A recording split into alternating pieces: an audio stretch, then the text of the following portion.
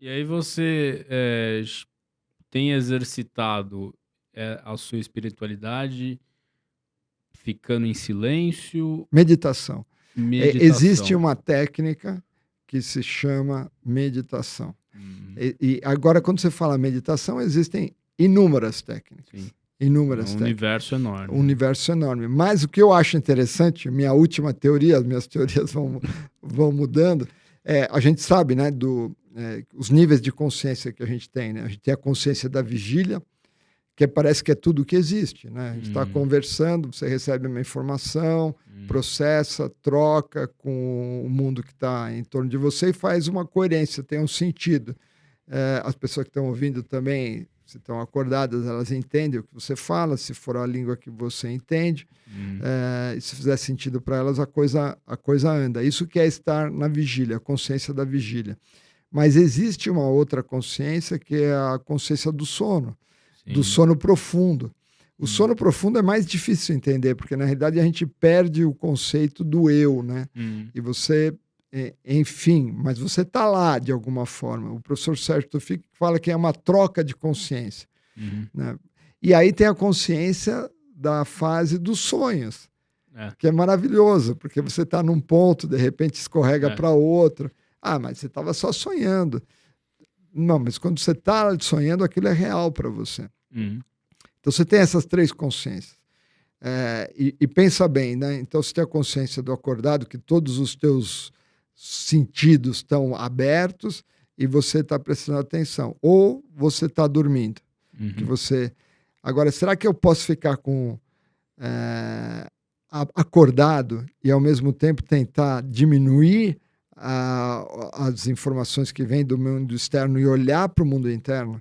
E Uhum. isso é a meditação, é a familiarização de você com os teus processos internos, né? Isso que é a meditação. Então você começa a entender quais são os processos internos que estão regendo a sua vida. E é muito difícil, porque seria como pegar um americano que nunca jogou futebol e pedir para ele bater uma bolinha. Ele pega a bola com a mão, ele tem coordenação com o basquete, mas ele não tem a coordenação com É. os pés. A gente não desenvolveu isso, né? E aí existe também conceitos errados. O cara vai virar zen, ele está fugindo da realidade. É. Muito pelo contrário, você está indo de encontro ao olho do dragão. É lógico que tem gente que faz meditação e fica assim meio anestesiado, tal, mas as práticas mais saudáveis são práticas que você medita e você atua também. Você tem a meditação e a ação. Ação no mundo real. Você não foge do mundo real. Porque, na realidade, esse é o grande treino, né? Você pode ter uma teoria incrível, mas no mundo real, se você continuar rasgando Blasé. a meia, É. reclamando da vida tal, você não mudou nada. Uhum. Então, a medida do que você mudou tem a ver com a medida que teu mundo está mudando em torno de você. Então, se tua vida não está boa de alguma forma, é porque você ainda não encontrou. E a vida fica boa e fica ruim, o que interessa é como a gente lida com isso, né? Esse interesse não veio de ontem, né, GG? Como é que você entrou em contato com E isso? esse negócio é daquela tal da curiosidade, eu acho Uhum. que vem. Eu me lembro que quando eu era muito jovem, a gente ficava pensando assim, né? Onde está o fim do universo? O que é o infinito? Qual que é o É, conceito de. E é, vai para onde esse negócio? Então, essa curiosidade que está voltada para o lado errado. tá. Não, lado errado não. Eu acho que é um É um lado, é o dos lado da lados, né? ciência. É o lado da ciência, é o mundo da externalidade, né? Uhum. E aí você percebe que o que você está descrevendo como realidade tem a ver com o teu mundo interno. E isso mais cedo ou mais tarde brota, né? E vem, aí você esquece, ele volta. E é muito legal essa questão da meditação. Você medita todo dia, Eu tento. tá? Uhum. E você usa alguma técnica Eu específica uso, eu hoje? uso uma técnica super específica que se chama Kriya Yoga. Cria yoga. Kriya Yoga Ah, também é um nome genérico que pode significar muitas coisas, uhum. mas a Kriya Yoga que eu faço é uma técnica super específica. Tá. Se não fosse a Kriya Yoga, eu estaria perdendo o meu tempo, eu acho. Tá, por quê? Porque é muito difícil, Tá. porque a gente anda em roda-moinho, Tá. a gente tem muita dificuldade. Se você não tiver uma orientação, é a mesma coisa que você falar o seguinte: eu vou estudar medicina, mas eu não vou para a faculdade nenhuma, eu vou começar a ler na internet. Tá. Você vai ficar andando em círculos, porque você vai ver informações contraditórias, você vai ver um monte de coisa que não faz muito sentido. De repente você vai achar um bolsão de verdades aqui que conflitam com outras. E, na realidade, você tem que sentar e alguém tem que falar, assim que é a verdade. Uma hora você pode até, em algum momento, você não concordar com o que o professor falou, mas você tem que partir de algum ponto. Né? E você tem que atravessar de alguma forma. E a partir do momento que você faz isso, que você segue um caminho, você começa a enxergar que todos os outros caminhos estão falando absolutamente a mesma coisa, de formas diferentes. Mas você precisa ter uma maturidade, porque você precisa ter um caminho, um andar. Se você não andar, você fica andando em círculos. Então você começou pela meditação guiada. Você foi treinado... É um tipo de meditação guiada que tem uma iniciação. Tá. Faz toda a diferença do mundo. Eu vejo as pessoas com o podcast, ouvindo aqui e ali. Eu acho que o caminho é esse. Tá. Mas se você conseguir ter uma orientação mais específica, você vai muito mais longe. Muito mais longe. Porque não tem como. E aí foi legal você falar isso, porque eu tava lendo algumas coisas para preparar uma aula sobre por que é importante o médico fazer atividade física. Aí eu me deparei com um livro que eu tinha lá no consultório, que eu peguei emprestado da minha antiga psicanalista e não devolvi até hoje. Eu achei ele lá porque eu falei, talvez tenha algum conteúdo relacionado a isso. Eu achei que tinha alguma coisa de atividade física, mas tinha, na verdade, um capítulo sobre saúde dos médicos. E eu ainda não li, tá? Eu só separei, assim, para começar a ler, mas tem um capítulo específico sobre a espiritualidade, né? E eu fiquei pensando, enquanto você falava aqui, eu fiquei pensando nesse livro e na espiritualidade, porque, bom, você disse que a gente vive muito na externalidade, né? Você fica buscando... Sem dúvida, e a gente tem esse hábito de colocar a culpa nos outros, né?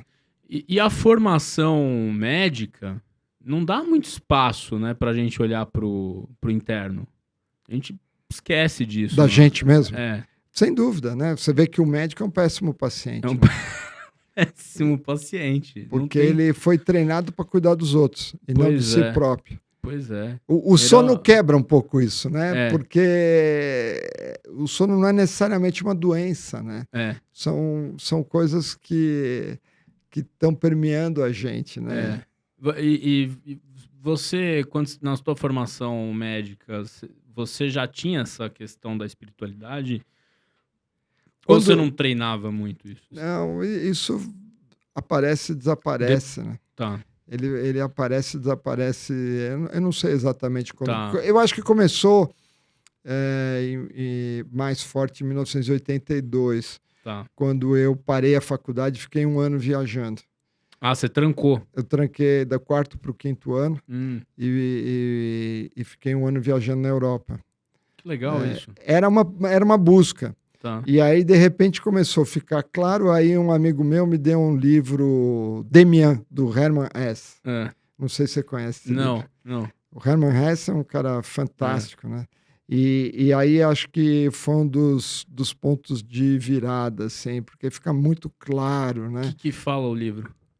Ele fala, ele começa assim, todo mundo fala que a vida tal, que a minha infância, que as infâncias foram maravilhosas, que as crianças... A minha vida não foi assim. Tá. A minha infância foi cheia de sofrimento. Tá. Ele entra no mundo da criança ou das pessoas como ele é, ele tem essa capacidade. Então, você vê assim que para uma criança, se alguém pegou um lápis e não te devolveu, aquilo tem um significado enorme. De repente, aquela criança está sofrendo. E os adultos, eu acho que os os europeus, os norte-americanos, eles têm mais capacidade do que a gente infantiliza demais essas coisas. A gente não consegue enxergar a criança do jeito correto. A gente não dialoga direito com a criança. A gente é uma coisa meio maluca o que a gente faz, assim. Então, é isso. É entrar no mundo das pessoas, como ele realmente é, sob a perspectiva de cada um, que a gente às vezes não fala. A gente não... a gente, por exemplo, a faculdade de medicina, a gente se recusa a perceber que o método de ensino tem que mudar. Essa história de dar aula para 90 alunos é uma coisa do século retrasado. Mas a gente não consegue enxergar o outro direito. Esse é o problema. Enxergar o outro sobre a perspectiva do outro. Né? Por isso que eu gosto muito de teatro. Eu fiz teatro também. Você fez teatro? Assim, você é ator? Eu sou mais à toa do que um ator, né? Peças, assim, totalmente sem... Underground. Assim, do clube, esse tipo de coisa. Mas qual é a diferença do professor para o ator? O professor, quando ele entra num lugar, ele está preocupado no que ele vai falar. Ele já sabe tudo, tal, e ele quer ensinar. O ator, ele entra e cada movimento dele, ele quer saber o que o outro vai entender. Ele quer passar uma mensagem, então, você vai ter que passar essa mensagem. Paga o diretor e fala, não, você vai ter que virar um pouquinho assim, porque senão está dando a entender outra coisa. O que você quer passar para o público? Então, é isso, né? É o olhar do público, é o olhar do outro. Você acha que um bom professor é um bom ator? Com certeza. Por que quer dizer um bom ator? No sentido de alguém que entende o outro. No sentido de alguém que está preocupado com o outro, né? Esse pode ser um bom pai, uma boa mãe, né? Um bom amigo. Mas não necessariamente, né? Porque as pessoas chegam com o copo cheio, falando. Então, o que você vai ouvir se você já sabe de tudo, né? É engraçado, quando eu era criança, eu me lembro isso muito bem, né? O meu pai tinha uma clínica ali na Zona Leste e na frente era o consultório e a gente passava por ali para... e a gente era pequeno e as crianças, tal, não sei o que lá. A coisa que mais me chamava a atenção, como os adultos sabiam tudo. Os adultos sabiam tudo. Então, eles eram pessoas não muito interessantes, porque eles sabiam tudo da vida. E eu não me convencia de que o que eles sabiam era realmente tudo. Né? Então, é isso. O cientista tem isso, né? O cientista tem essa inquietação de querer. Então, basta você virar essa coisa e falar assim, agora eu sou o cientista do meu mundo interno. E aí fica maravilhoso, porque cada coisa que está acontecendo na vida... Você é o seu N. Você é o seu objeto de pesquisa. Exatamente. Você é o seu N.